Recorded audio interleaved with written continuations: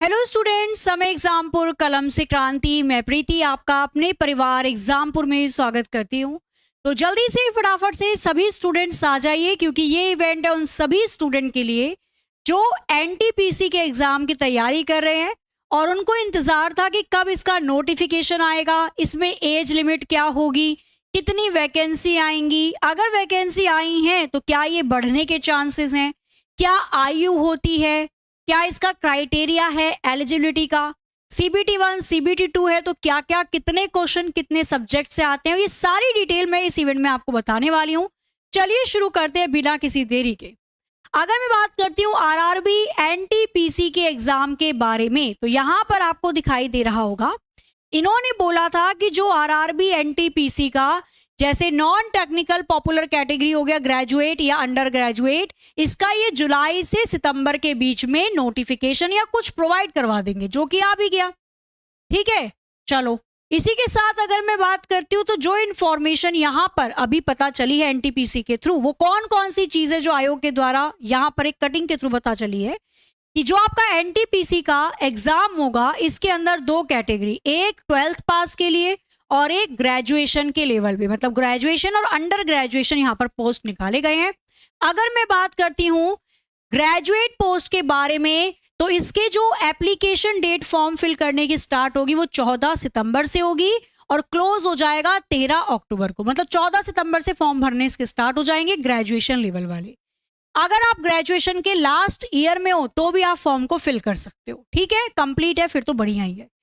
तो यहाँ पे आप देखोगे सारी की सारी चीजें हैं। टोटल वैकेंसी अगर आप ग्रेजुएट पोस्ट पर देखोगे तो ये 8113 दे रखी है, जिसके अंतर्गत चीफ कॉमर्शियल टिकट सुपरवाइजर हो गए, स्टेशन मास्टर हो गए, गुड्स ट्रेन मैनेजर हो गए, जूनियर अकाउंट असिस्टेंट कम टाइपिस्ट हो गए, सीनियर क्लर्क कम टाइपिस्ट हो गए। तो ये इसका पे लेवल है।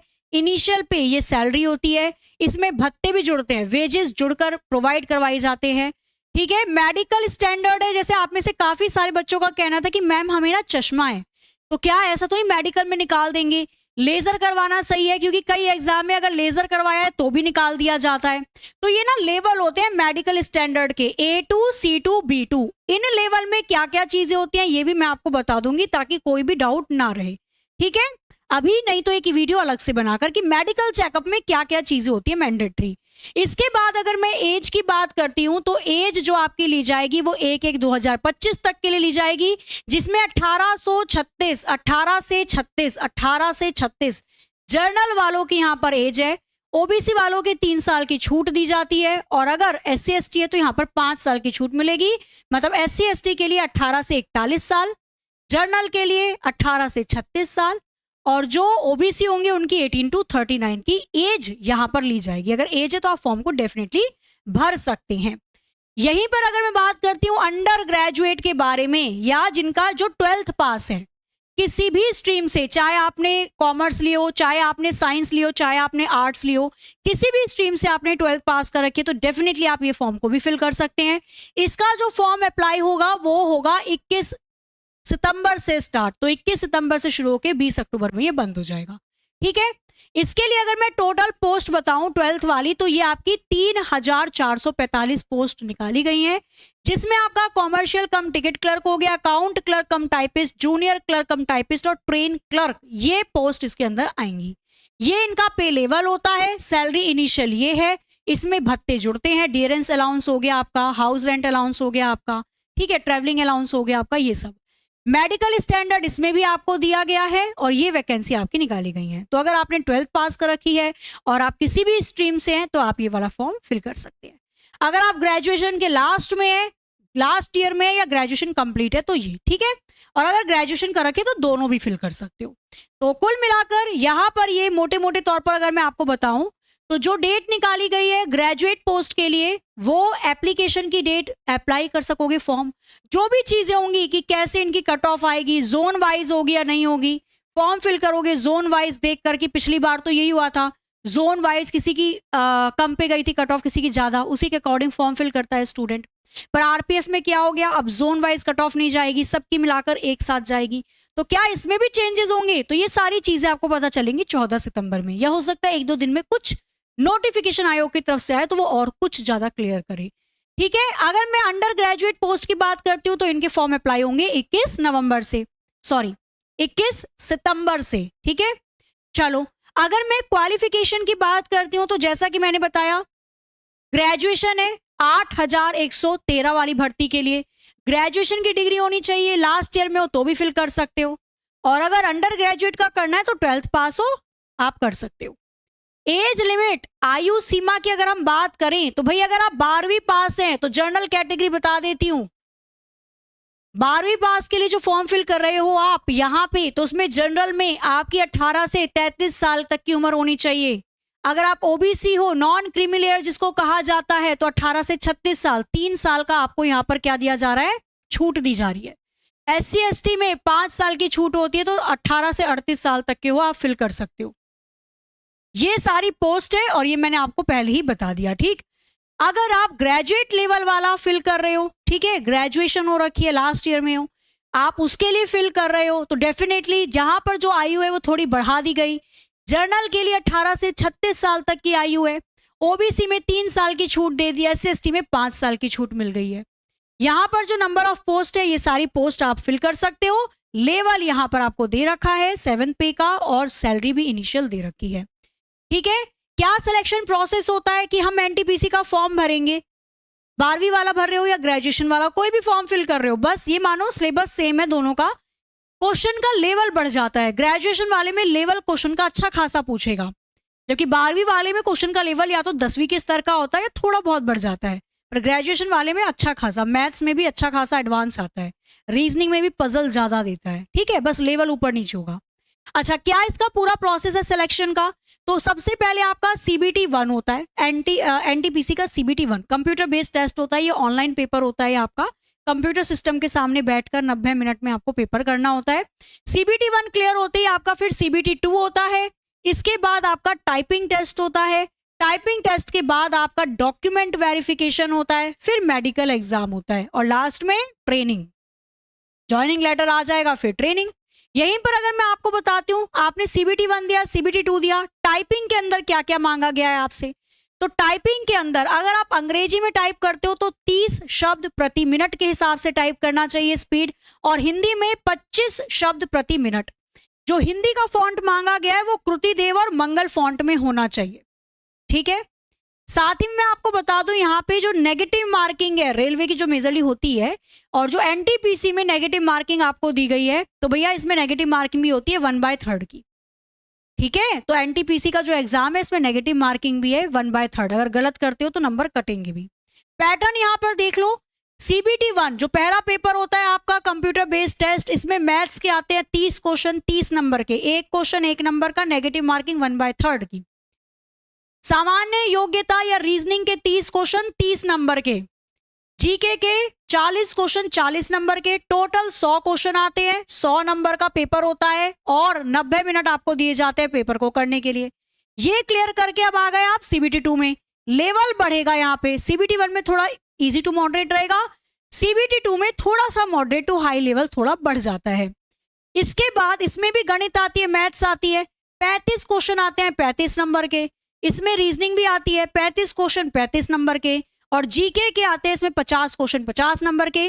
टोटल यहाँ पे 120 क्वेश्चन आते हैं, 120 नंबर के आते हैं, 90 मिनट इसके लिए दिया जाता है।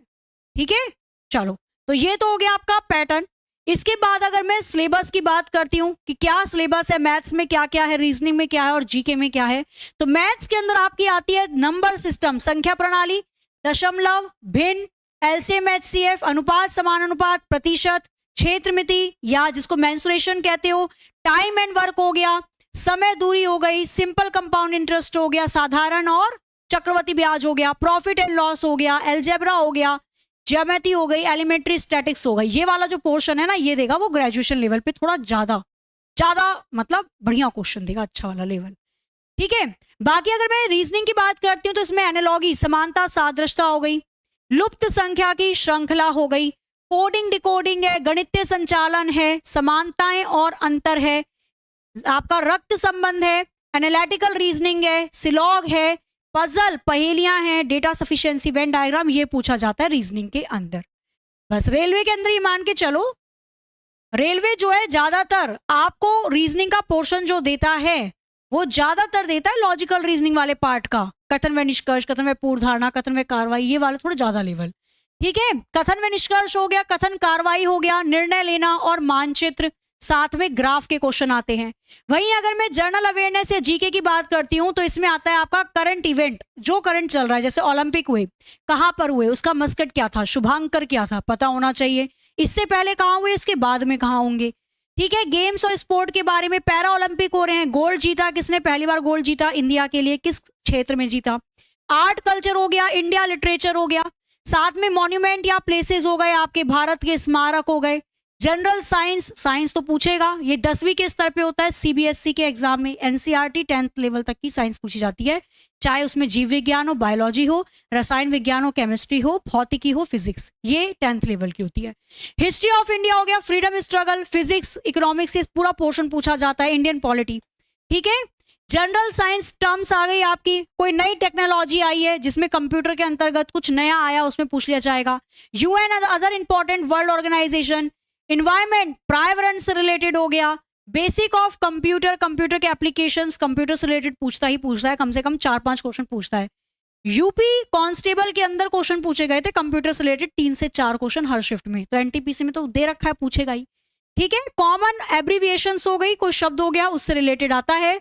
वहीं भारत के परिवहन प्रणाली, भारतीय अर्थव्यवस्था, भारत का प्रसिद्ध, विश्व का प्रसिद्ध जो हस्तियां होती हैं उनके बारे में हो गया, प्रमुख सरकारी कार्यक्रम, भारत के वनस्पति और जीव, भारत के महत्वपूर्ण सरकारी और सार्वजनिक क्षेत्र के संगठन। तो ये चीजें, पूरा सिलेबस आपका एनटीपीसी का सीबीटी 1 और सीबीटी 2। सीबीटी 1 में थोड़ा इजी, सीबीटी 2 में थोड़ा सा हार्ड बनाकर दे देता है। ग्रेजुएशन लेवल के लिए आपका पेपर थोड़ा सा सेट करके आएगा, थोड़ा एडवांस लेवल का होगा, और 12th लेवल पर जो पेपर होता है वो आपके 10वीं के स्तर पर मेनली दिया जाता है। तो ये पूरी की पूरी डिस्क्रिप्शन थी जो मैंने आपको बताई। साथ ही मैं आपको बता दूं, एग्जामपुर आपके लिए लेकर आया है आरआरबी एनटीपीसी के लिए, जिसमें सीबीटी 1 और सीबीटी 2 दोनों की तैयारी आपको करवाई जाएगी तिरंगा बैच के साथ। तिरंगा बैच जिसकी फीस 10 सितंबर से पहले 499 है, उसके बाद बढ़ जाएगी। क्लासेस एप्लीकेशन में 10 सितंबर से शुरू हो जाएंगी। फाउंडेशन मिनी कोर्स जो कि बिल्कुल फ्री है, 7 दिन का यूट्यूब एप्लीकेशन पे चल रहा है एग्जामपुर की। आज पहली क्लास थी, तो उसमें जो आपको पढ़ा रहे हैं रेलवे पे, जो सब्जेक्ट जो टीचर पढ़ा रहे हैं, आपका बेस फाउंडेशन मजबूत कर रहे हैं। आप उन क्लासेस को देखो, फ्री है वो बिल्कुल। फिर वही टीचर वही सब्जेक्ट आपको तिरंगा बैच में देने वाले हैं। प्रॉपर तरीके से अपने पास टाइम है खुल के हर एक चीज को, सिलेबस को कंप्लीट पढ़ने का। जब आप किसी चीज को पूरा पढ़ लेते हो फिर आप बुक दे देते हो, लो कुछ भी पूछ लो, कहीं से होता है। बचपन में कुछ पढ़ा और आपने फिर मम्मी को बुक दे दी, कुछ भी पूछ लो, क्योंकि आपको याद है, आपको समझ में आ गया सब कुछ। सिमिलरली आपके पास टाइम है, सिलेबस पूरी तरीके से पढ़ लो, ताकि एग्जामिनर कहीं से भी क्वेश्चन दे तो कम से कम 100 में से आपको ये तो लगे 85 to 90% की भैया आउट ऑफ द बॉक्स नहीं आया पेपर, वही आया जो हमने पढ़ा है। 1-2 क्वेश्चन तो वो ऊपर से देता है। ठीक है, चलो, तो बैच कैसे ले सकते हो आप? गूगल प्ले स्टोर से एग्जामपुर की एप्लीकेशन को डाउनलोड करना है, रजिस्ट्रेशन करना है खुद को। तिरंगा बैच पेड कोर्स में जाकर आपको मिलेगा, क्लिक करना। क्लिक करने के बाद जब आप परचेज कर लोगे उसको, तो माई कोर्स में आपको वो बैच दिखने लग जाएगा और क्लासेस आपकी 10 सितंबर से होंगी।